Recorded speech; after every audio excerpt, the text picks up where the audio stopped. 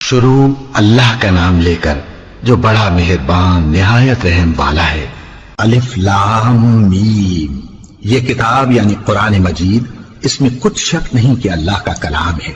परहेजगारों के लिए रहनुमा है जो गैब पर ईमान लाते और आदाब के साथ नमाज पढ़ते और जो कुछ हमने उनको अता फरमाया है उसमें से खर्च करते हैं।